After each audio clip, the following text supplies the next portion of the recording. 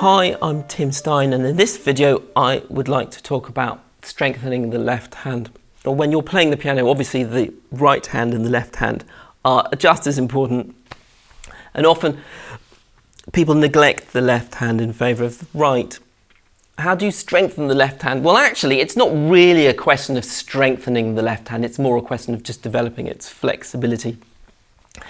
And what would be a really useful exercise is to take a piece that you're playing, take the right hand part of the piece that you're playing and transpose it into the left hand. And a classic example would be, say, this Bach two-part invention where the right hand imitates the left or the left hand imitates the right. So I'm sure you know this, but I'll just play a couple of bars of this well-known invention in F major.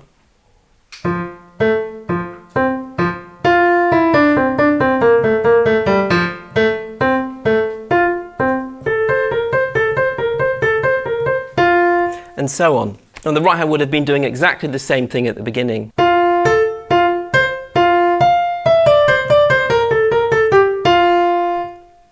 So you can take the right hand of a piece that you're playing and you can just transpose it into the left hand. It's a really useful exercise.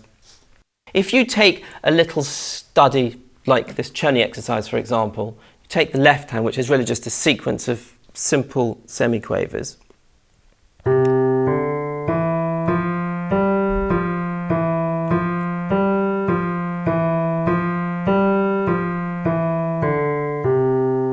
And you've just got a straight line of single semiquavers. You can turn it into a little exercise to help develop the flexibility of the left hand. You can turn it into different rhythmic patterns. You could turn it into a short-long pattern or a long-short pattern. For example, this would be long-short.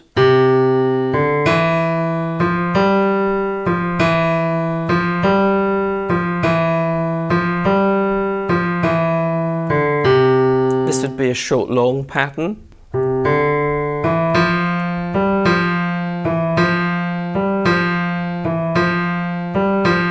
And when you start to change the rhythmic units, it's really important to play with firm fingers and loose wrists and to make those rhythmic patterns very exact, because you want to develop the strength in the finger, the strength and the flexibility. And you always practice these exercises really slowly. And when you can do them well and slowly, you can always start to speed them up. That's if you've got a very simple, straightforward line of quavers or semiquavers, for example. If you've got a slightly different pattern of semiquavers, which you often see in lots of classical music, where you have a pattern like this, for example.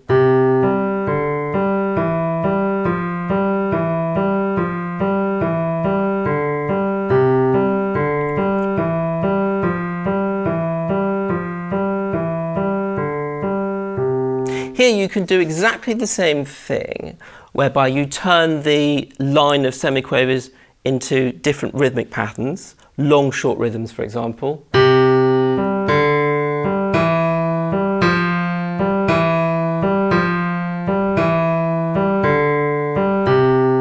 Short long patterns.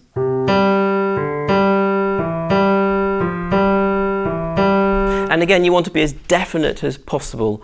And in this case, you can add a degree of rotary movement so that your hand is not fixed. And again, when you're playing anything, especially in the left hand, and often people's left hands are very tense because they're naturally weaker, that rotational movement will help develop the articulation. So if I show you in slow motion,